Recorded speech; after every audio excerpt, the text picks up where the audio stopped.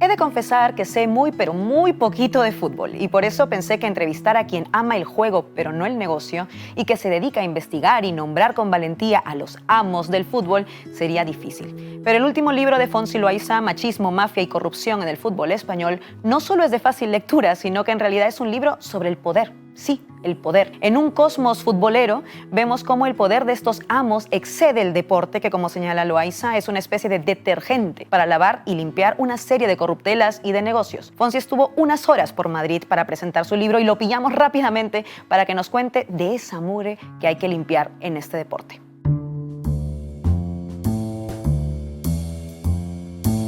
Machismo, Mafia y Corrupción en el Fútbol Español es el reciente libro de Fonsi Loaiza, a quien hoy hemos querido entrevistar porque se nos iba para Cádiz y queríamos una entrevista para Canal Red. Gracias por aceptar estar un ratito con nosotras. Gracias a vosotras. Pues voy a empezar con el inicio del libro, que me parece interesante. Tu dedicatoria es a quienes aman el juego y odian el negocio. Esa es la dedicatoria del libro. ¿Tú eres uno de ellos, de los que ama el juego y odia el negocio? Sí, pero lamentablemente cada vez estoy perdiendo pues más amor al fútbol porque lo han devorado unos amos del fútbol que están en los palcos y que lo han robado a los aficionados por completo. Ya, eso, de hecho, eso me parece interesante porque es como... Tú eres un aficionado al fútbol, seguramente de pequeño veías los partidos, te emocionabas, yo creo que esto le pasa a muchísima gente que nos ve. ¿Qué llevaría a un amante del fútbol querer aprender o investigar a fondo y desentrañar la mugre que puede haber en la industria de su deporte estrella? ¿Qué es lo que te podría llevar a eso? Sí, es que el fútbol, hoy en día creerse un partido de fútbol es como creerse los milagros de la Virgen del Rocío. Si uno se pone a investigar esa cloaca y ve toda la mugre que hay dentro, pues al final se decepciona muchísimo y al final deja de ver casi el fútbol. ¿Tú sigues mirando partidos de fútbol? Algunos sí, pero sí que es verdad que en el caso del Mundial de Qatar muchos hicimos boicot, incluso en Euskal Herria muchos aficionados pues fuimos a bares para que nos retransmitieran esos partidos porque era un Mundial de la vergüenza con 7.000 obreros fallecidos en la construcción de estadios. Poco se habló de eso y ahí como que hay algunos países que se aceptan y otros que de pronto no, y de Qatar vimos cómo pues, esto no les importaba mucho. Es un tema, este contubernio, es solamente económico, por el cual deciden que hay algunos países y algunas circunstancias, incluso algunas dictaduras válidas y otras no. ¿Es solo económico ese encuentro? Y el sport washing que hacen a través del mundo del fútbol, pues está claro que ahora una de las potencias que quiere ser del fútbol es Arabia Saudí, que se ha hecho con el Mundial de 2034 y quiere pues llevarse a muchos futbolistas allí, que está Cristiano Ronaldo, Karim Benzema y grandes estrellas para pues vender su imagen de país que supuestamente está concienciado con los derechos humanos por fichar jugadores de fútbol. Supuestamente, estas cosas las vemos mucho aquí en España. De hecho, te iba a preguntar si esto es una cosa, porque tú hablas de machismo, mafia y corrupción en el fútbol español, en el libro además, es como muy detallado. Pero antes de entrar ya más en materia, te preguntaría si esto es una cosa solo española, o si en realidad es una cuestión internacional en el fútbol en general a nivel mundial, si es esa misma mafia, esa misma corrupción, ese mismo machismo, tal vez con sus particularidades, pero que en realidad pasan en la industria del fútbol en cualquier lugar. Sí, en la industria del fútbol lo hemos visto en la FIFA, a través de cómo se vendieron el Mundial de Qatar, pero el caso español yo creo que dentro del mundo no hay un caso como el de España, de tanta corrupción impune y como pues tipos como Florentino Pérez, Jesús Gil consiguen a través del fútbol pues limpiar su imagen y es como un poco como el detergente que tienen para prosperar económicamente. El fútbol como detergente, esa es una buena metáfora. Es tremendo como, pues eso, Florentino Pérez es una persona que se presentó a unas elecciones con un partido, fue el menos votado de la historia y al final luego pues se ha convertido en más poderoso que el presidente de gobierno elegido por todos los españoles, ¿no? Pues estamos gracias al poder que tiene el Real Madrid en España. De hecho, Florentino Pérez es este nombre que casi es innombrable, nadie lo puede mencionar. De hecho, no se menciona en general casi nunca, es muy raro que alguien se atreva a decir Florentino Pérez o a poner su imagen y vincularla a una serie de casos en los que está directamente involucrado. Tú has escrito antes de este libro uno sobre Florentino Pérez, El poder del palco. Yo te iba a preguntar si has tenido represalias por nombrarlo directamente y por hacer un libro de ese tipo. Claro, yo sabía desde el primer momento cuando me puse a escribir ese libro que iba pues, a recibir insultos diarios, amenazas de muerte diarias, como pues son incluso cuentas falsas del Real Madrid, pues me parece muy duro, pero yo creo que si no lo hubiera hecho yo, alguien tendría que haber escrito esa biografía, porque no se conoce mucho sobre este personaje tan nocivo para la democracia, no solo para el fútbol. Claro, y además, como decimos, esto es casi innombrable. Si no lo hace alguien, pues... Sí, es que su empresa cada vez tiene más poder en nuestro país, con las privatizaciones lo hemos visto, con el tema de las residencias de mayores, que muchas están privatizadas en Madrid, con todo ese crimen de Ayuso, que están pues muchas privatizadas la empresa Clece de Florentino Pérez. Y pues no solo eso, sino las escuelas infantiles, las autopistas, y al final se ha hecho con un poder tremendo en su empresa, además una empresa ACS que es la líder en amaños de contratos en España, que es una de las líderes también en filiales en paraísos fiscales. Por tanto, no debería llevarse obra pública, adjudicaciones de obra pública, pero lamentablemente tipos como Almeida se lo hacen ad hoc y le hacen esos parkings en el Santiago Bernabéu sin ningún tipo de rubor. Almeida, el de la colleja, que de hecho Florentino le dio y que luego, como si nada, con lo más normal del mundo es que lo trate así al alcalde de Madrid. Sí, eso lo suele hacer con dirigentes políticos. Con el caso de Ayuso también hay una fotografía que tiene cogida a Ayuso del hombro y al lado riéndose Rubiales en el palco del Santiago Bernabéu. Vaya trío, Florentino Pérez, Isabel Díaz Ayuso y Rubiales. Ese sí que es un trío poderoso. Yo te iba a comentar, y aquí viene la confesión, yo no soy una experta en fútbol, muy lejana de ser una experta en fútbol, casi no sé nada de fútbol, como te contaba un poco antes. Me cuesta entender la figura de la posición adelantada y me la han explicado 1000 veces, pero leer el libro, que yo dije, va a ser muy difícil para mí, porque no sé de fútbol, no es lo que sigo, pero leyendo el libro que se me ha hecho muy fácil entenderlo, porque me da la impresión de que antes que un libro sobre fútbol es un libro sobre el poder. Y hasta qué punto esto es como una especie de resumen, de alguna manera, como de un microcosmos de lo que es en general el ecosistema de poder en España. ¿Tú dirías que es así o que tiene algunas particularidades diferentes de cómo funciona el poder en el Estado, por ejemplo? Sí, yo creo que es sobre la trama política que hay dentro del Estado español. Es verdad que además mis libros suelen aparecer en la sección de política y no de fútbol, porque realmente lo que hago es contar lo que ocurre en la sombra y cómo esos poderosos pues se hacen con millones de euros para sus bolsillos y además con poder en los gobiernos. No solo ocurre en el palco de Santiago Bernabéu, sino de los pequeños pueblos también están ahí los concejales de urbanismo. El poder del palco, digamos. Exacto, pero no solo en el Real Madrid, sino que eso ocurre en otros estadios, porque esa impunidad te la da el fútbol. Porque lo que dices, ¿no? Como una operación de lavandería que a través de un deporte lo que hace es permitir que pues cualquier acto de corrupción o de algo que deberíamos poder fiscalizar pase muy piola. Sí, además captan también a personas que a lo mejor pueden venir a la política con buenas intenciones de cambio, como yo pongo el caso de Manuela Carmena.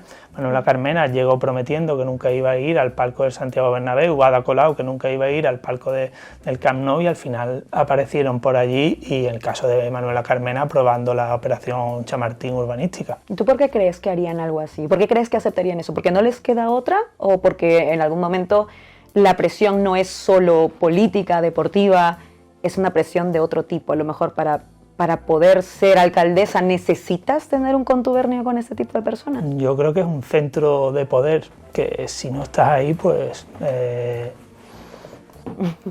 seguramente van a ir a por ti. Y eso es lo que le ha ocurrido a algunos dirigentes políticos en este país, seguramente. Sí, eso, además en Canal Red sabemos especialmente. Hay empresarios del fútbol, magnates del fútbol, capos del fútbol, se les podría decir de muchas maneras, pero tú has elegido un nombre. Tú los llamas amos del fútbol español. ¿Por qué ese apelativo? ¿Por qué amos? Era la primera idea del libro, iba a ser los amos del fútbol español, pero ocurrió el hecho lamentable de Luis Rubiales y cambiamos el título del texto, pero sí que es verdad que son los amos que han conseguido con el fútbol pues patrimonio gigantesco, como cuento en el libro, el caso no solo de Florentino, sino por ejemplo Cerezo, Miguel Ángel Gilmarín, son el hermano de Roig, y son muchos poderosos que están dentro de ese mundillo. O también el presidente de la Liga de Fútbol Profesional, Javier Tebas, un tipo que era el dirigente de ultraderechista de Fuerza Nueva y que gracias al fútbol pues ahora está cobrando 5,4 millones de euros cuando empezó en 2012 cobraba unos 300.000, es decir, ha multiplicado por más de 10 sus honorarios. Hay quien podría pensar que donde radica el poder económico, que puedan sustanciarse y aumentar, como bien dice, su billetera, su bolsillo, tiene que ver con el fútbol. Sin embargo, también vemos en el libro que en realidad el fútbol es una de las ramas de desempeño de estos amos del fútbol español y que tienen otras. Tú mencionabas, por ejemplo, la de las constructoras, que luego acceden a licitaciones. ¿Dónde radica el poder entonces de estos amos? Claramente el fútbol es una pata, pero ¿dónde radica digamos, el centro de su operación, su actividad financiera también? Claro, ellos tienen su actividad empresarial y utilizan el fútbol para estar al lado de los dirigentes políticos. El caso de Ayuso, por ejemplo, Cerezo se lleva grandes adjudicaciones por parte de Telemadrid.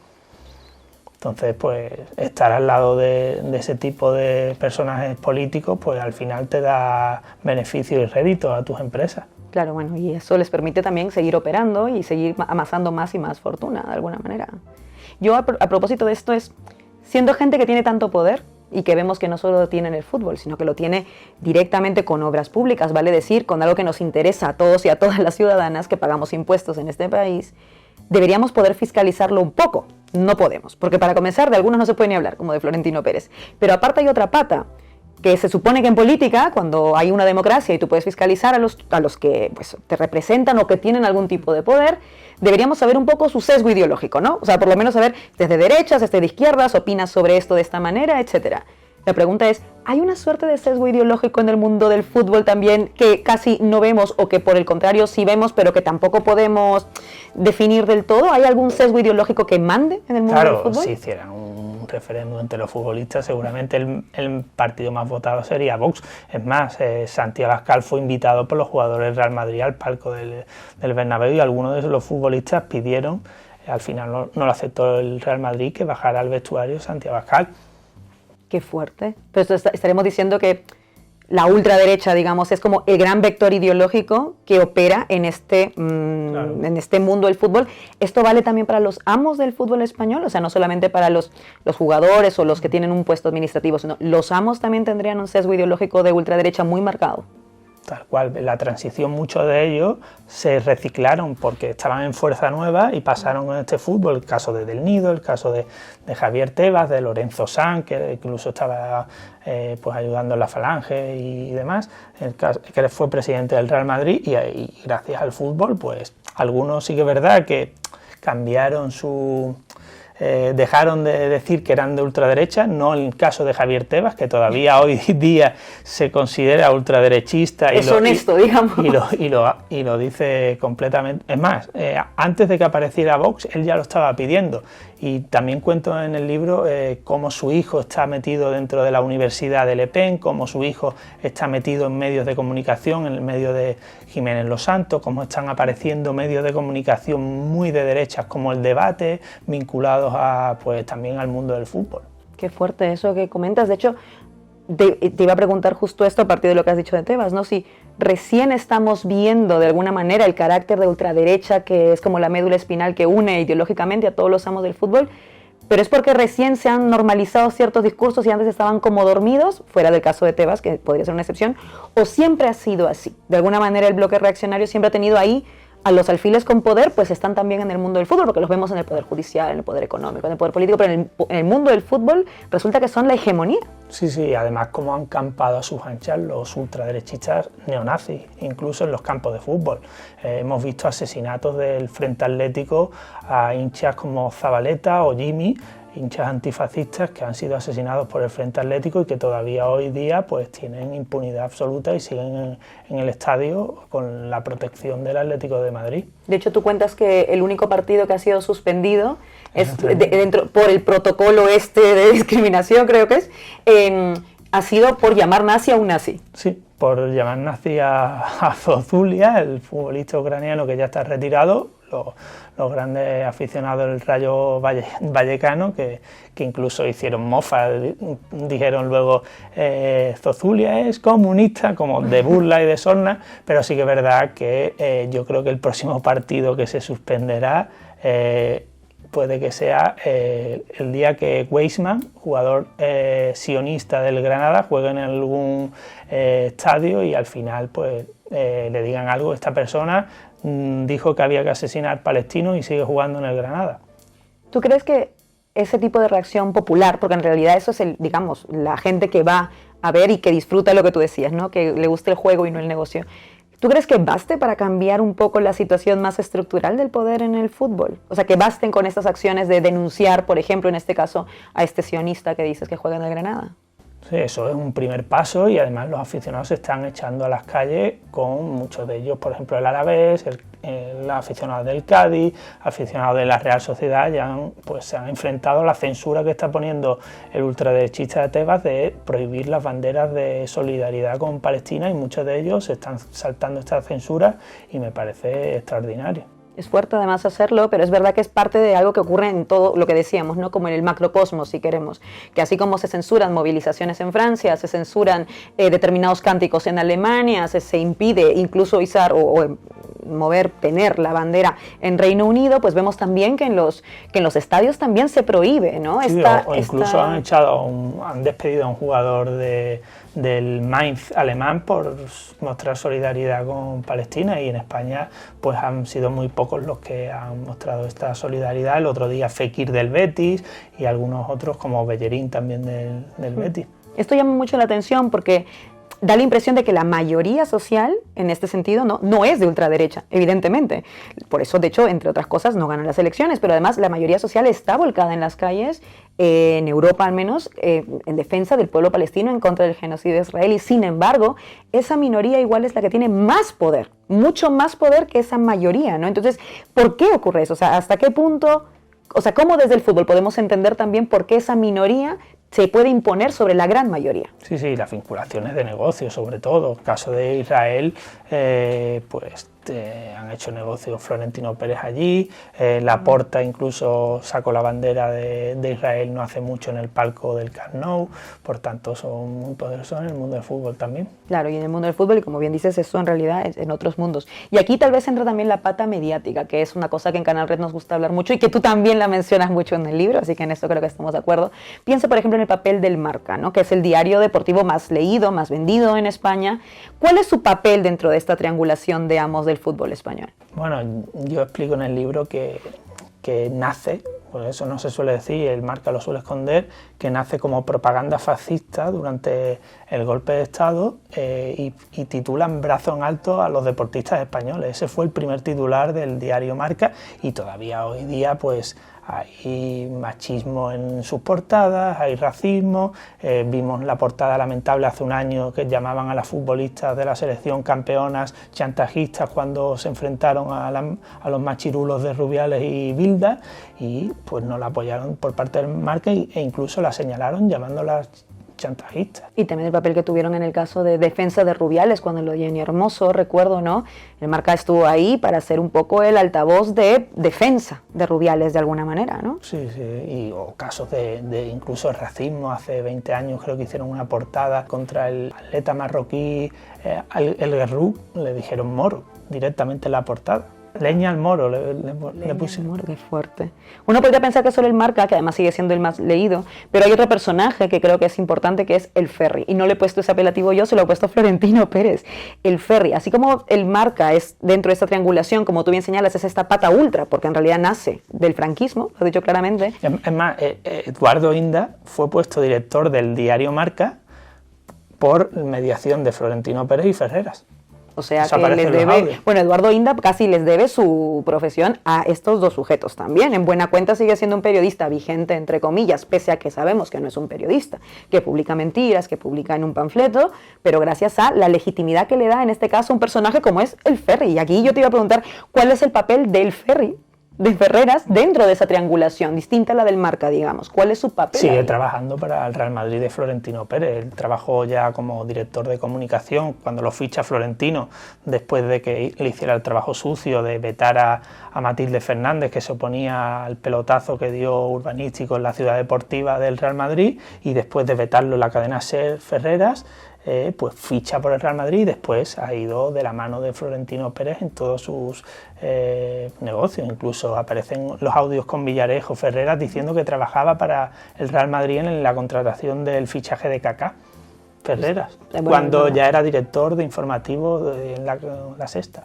Claro, es verdad, es verdad. Y además la primera entrevista que hace Florentino cuando vuelve al Real Madrid, porque no solo es Ferreras, sino que Ana Pastor también influyó, porque cuando vuelve Florentino Pérez en el año 2009, la primera que lo entrevista en Televisión Española es Ana Pastor. Por cierto, Televisión Española entonces estaba comandada por Luis Fernández, que en los audios de Florentino dice directamente que es un madridista talibán suyo, y que pues vimos como incluso censuró una entrevista crítica a José María García con Jesús Quintero, que el día siguiente de esa entrevista se vio en el palco a Luis Fernández y a Florentino Pérez y ya lo cuenta en el libro póstumo de Jesús Quintero, de que ya su programa iba a estar muerto porque claramente se habían censurado la entrevista, porque José María García hablaba de los escándalos de Florentino Pérez con Miguel Blesa, Aznar y demás, pues desapareció en combate tanto Jesús Quintero como José María García, dos personas que a lo mejor yo estoy en las antípodas ideológicas de José María García. A mí Quintero sí que me encantaba, en las entrevistas me parecía extraordinario, pero que en esa entrevista dijo la pura realidad y fue vetado por decir la verdad en la televisión pública. Esto iba a decir, te has hablado de la televisión pública, ya no hablamos solo del Marca, no hablamos solo de la Sexta, la televisión pública entonces en el ajo directamente también, digamos, servil de alguna manera a este ecosistema, digamos, del fútbol español. Sí, en los audios Florentino dice, tenemos que hacernos con el Marca y con la televisión española, con eso ya tenemos suficiente. ¿Y sería posible revertir eso? Porque claro, a veces da la impresión de que cuando leemos un libro como este, que yo te decía antes de la entrevista, que siempre es tan bonito cuando por fin sacas un libro, pero también debes estar deprimido de lo que estás contando porque es duro, es realmente muchísima mugre que parece imposible de limpiar. Entonces te diría, ¿es posible revertir eso de alguna manera? Si los vemos en la tele, en las licitaciones, en el poder económico, en el poder político, ¿no? Si tienen alfiles en los medios, ¿es posible vencer ese tipo de contubernio que han construido en el cosmos del fútbol? Bueno, un primer paso es contarlo, también abrir nuevos medios de comunicación alternativos, y yo creo que hay que seguir dando la lucha. Cuando comenzamos la entrevista decías que empezaste ese libro antes de lo de Rubiales. Yo me imagino que cuando ocurre todo el escándalo, bueno, esta agresión que cometió contra Jenny Hermoso, pero no solo esa, porque también luego está este vídeo donde él está tocándose los cojones al lado de la reina, ¿no? Cuando ocurre todo eso, imagino que has tenido que repensar un poco también cómo hacer con el libro. Hablemos un poco de Rubiales, de cómo entra aquí. Tú lo defines como el Villarejo del fútbol, ¿por qué? Claro, porque él se hace muy poderoso, sobre todo con escuchas, se hace muy poderoso con ese tejemaneje, porque él al principio era un futbolista muy mediocre, creo que marcó en su historial en Primera División solo un gol, y a partir de ahí pues se hace con la AFE, luego llega a la Federación de Fútbol Español gracias al apoyo de personas muy importantes, como el caso de Florentino Pérez, o incluso también fue apoyado por Pedro Sánchez. ¿Era cercano a Pedro Sánchez? En su momento dicen que se llevan bastante bien. De hecho, bueno, ellos es verdad que me imagino que habrán roto relaciones con lo que ocurrió precisamente, claro. Porque Pedro Sánchez no con lo que ocurrió realmente, sino con la lucha que dieron las mujeres y que lo pusieron en, pues, que fuera un tema que se hablara, pero a lo mejor si eso hubiera ocurrido y ese tema pues no se convierte en un escándalo, pues se hubiera ido de rositas, como le ha ocurrido en otros escándalos, como el caso de las comisiones con Piqué u otros que tenía ya abiertos Rubiales. ¿A ti no te llama la atención que a mí me parece en realidad, bueno, positivo, pero digo, ¿no te llama la atención que haya sido algo como el caso de Jenny Hermoso, ¿no? Como esta agresión que se cometió contra ella y la piña que hicieron todas las jugadoras, esto que es la sororidad, que decimos las mujeres feministas, ¿no? Que haya sido eso lo que detone todo lo que ocurrió con Rubiales y también con Bilda, por cierto, y bueno, en general en la federación, y no otros escándalos que tú narras en este libro que son corrupción, mordidas, argollas, enchufes, o sea, ¿hasta qué punto...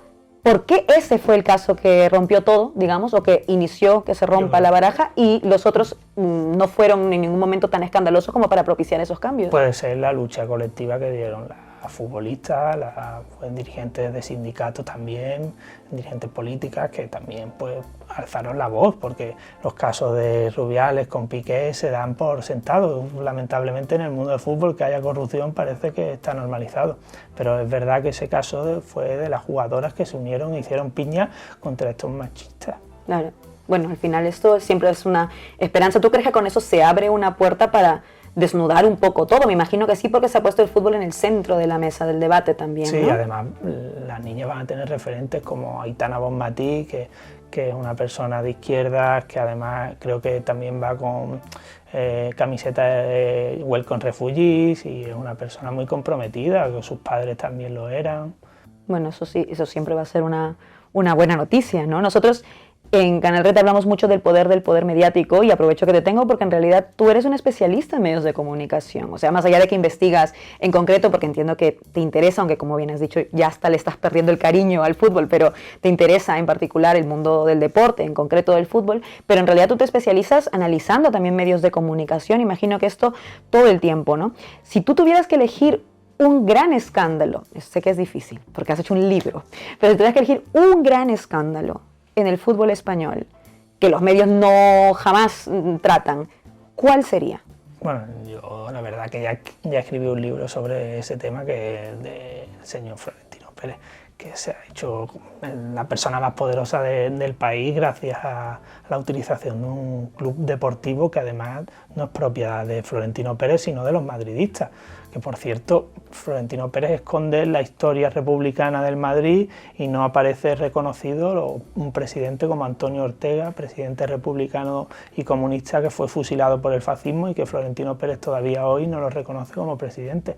Y a mí me parece un escándalo que no se recupere tampoco la memoria republicana del Madrid por culpa de Florentino Pérez. Yo imagino la respuesta a esto, pero igual la planteo, aunque puede parecer retórica, pero imagino que hay madridistas que no son florentinistas. Esto es así, son mayoría.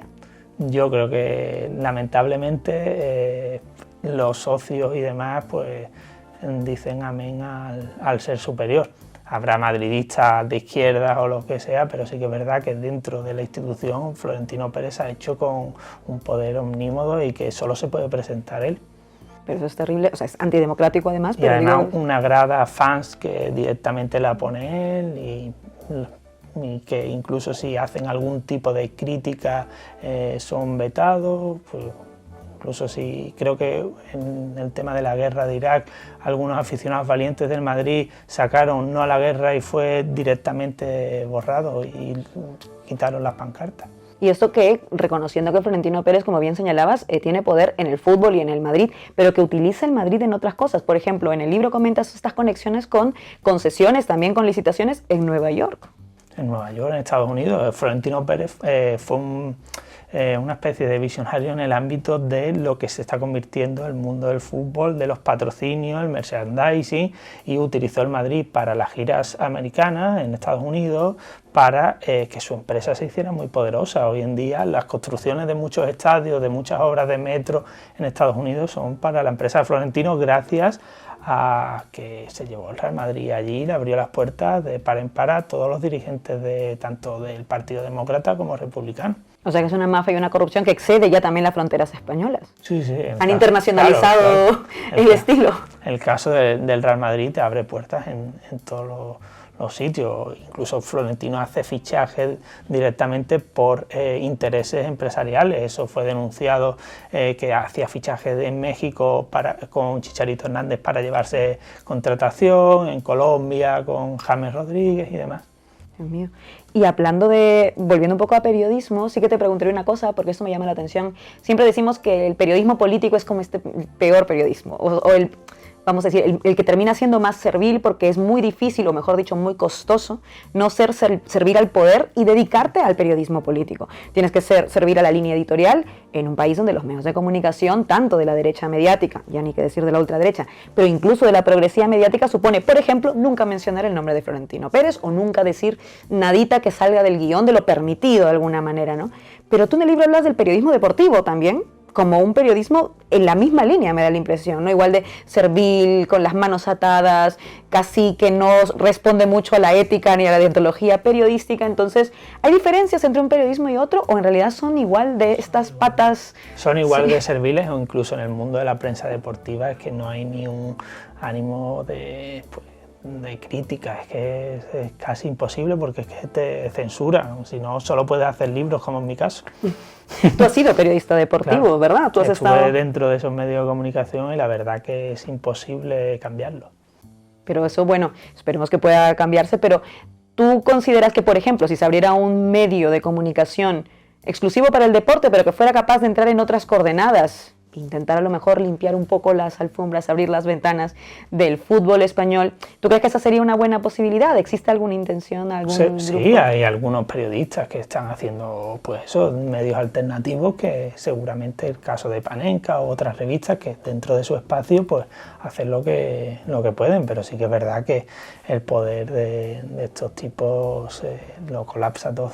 Ya, y yo te iba a preguntar, que esto es importante para mí, es como ya cerrando la entrevista, el tema de las campeonas, ¿no? Ha sido como fundamental, entiendo que en general, más allá del libro incluso, más como la perspectiva de un fútbol posible, de alguna manera, ¿no? Incluso para alguien como yo, que a lo mejor no sigue el fútbol, seguí todos los partidos donde estaban las de la selección española.